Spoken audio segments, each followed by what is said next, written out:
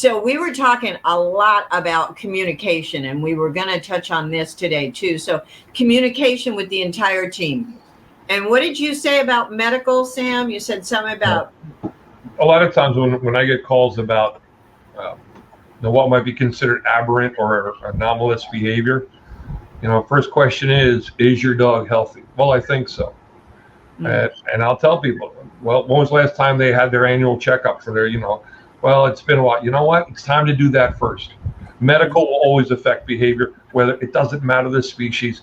It actually goes all the way down to just multi-cell organisms. Medical will always affect behavior. So you got to do that first. Mm-hmm. Right? Cannot train pain. That's what I used to say. Oh, no way. We cannot train pain. And again, with the cats, they've taught me, everything's fine. And day after day, we'll do the petting and all that. And all of a sudden, one day, it's like, don't touch me or whatever. So again, grooming is super important. And I think we missed that. We missed that conversation that grooming will tell us on a daily basis how they're doing. Yep. Are they hydrated? Are they eating? Are they, assimilating their food? I think, are there new bumps, bruises, and whatever? So yeah, I think that's super important. And we always have Tess Falk on here from Pedicures by Tess. And she said, so often you just, while you're watching TV, just grab one of your own nail files. Just grab one of your own nail files and just sit there with your dogs and, no pressure, no nothing. We went to an event this Saturday, and I am so sorry to say we saw such long nails. And you could see where the dogs were in pain, absolutely in pain. So, yeah, and I hate to say it, but we were in public at this, like I said, massive dog event. We saw a lot of prong collars. I even invited somebody from one of our wonderful local humane society, and I said, join me down there. And she said, no, there's too many prong collars down there, and they're hidden by bandanas. So let me ask you both this. Talk about the communication, talk about the conversation. It never goes well for the dog if I bring it up. If I walk up and say, look, I make these flower essence blends, I do these homeopathics for behavior, and I might be able to get you out of that prong collar. I'm telling you, it doesn't go well. So is there a conversation that we can have with owners who are using prong collars or shock collars or any aversive stuff? Is there anything we can do? I'll leave this to you first, Sharon. Okay. I get a little too wound up. Well, I think we definitely keep trying, because I think a lot of it is education. I think a lot of people are definitely going in wanting a quick fix, going in thinking that these tools are going to give them great results, and they don't understand that they can definitely have some other results. So I think that we continue to try. We continue to talk to people and tell them that a lot of what can happen is there can be serious fallout. That dogs, even with flat collars, can hurt themselves if they continue to lunge, if they continue to have behaviors that are working against them when it comes to them being overly excited or overly frustrated. That collar or those types of collars are not necessarily going to get to the root of what's going on with their pet.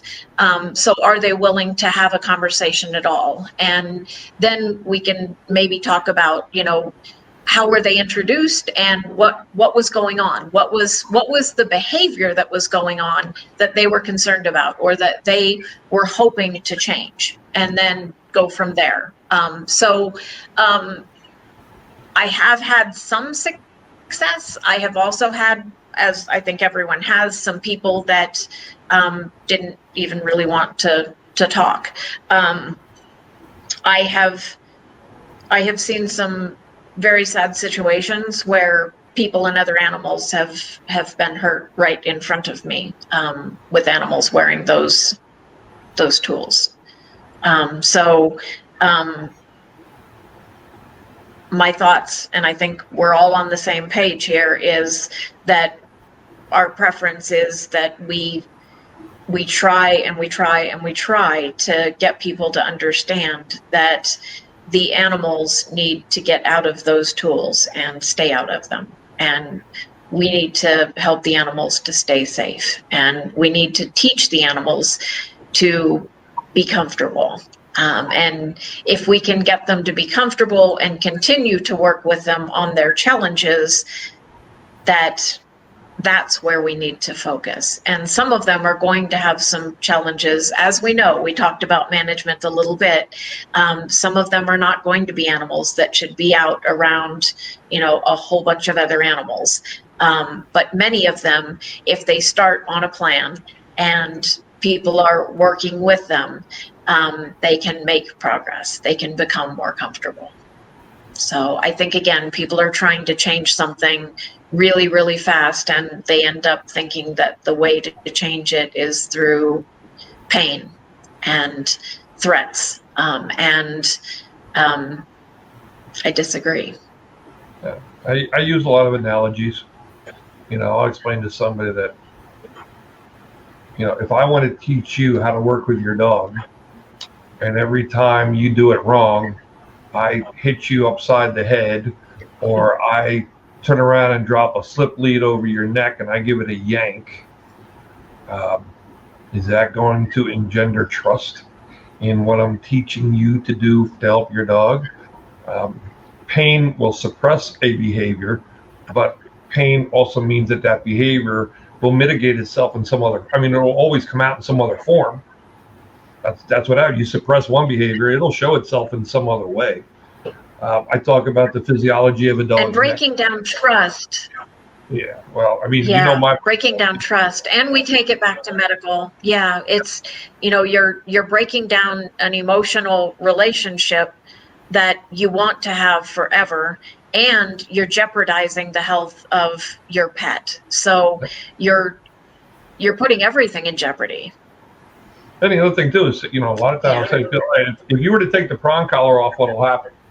Well, without the prong collar, the dog does, well, then what have you taught your dog? The idea is to actually teach the kind of behaviors you want to see, not just to suppress through pain at that moment. Because I said, you know what? At that moment, it works. But just think about this. That means that every day the dog has to wear the prong collar so that you can every day, consistently, every time, inflict that pain to prevent that behavior, so that even when the collar's off, the dog won't do it, and it's not going to happen. That's not the way the brain functions when it comes to pain. Single cell organisms have the exact same response to pain, fear, whatever you want to call it, that every other species on the planet does.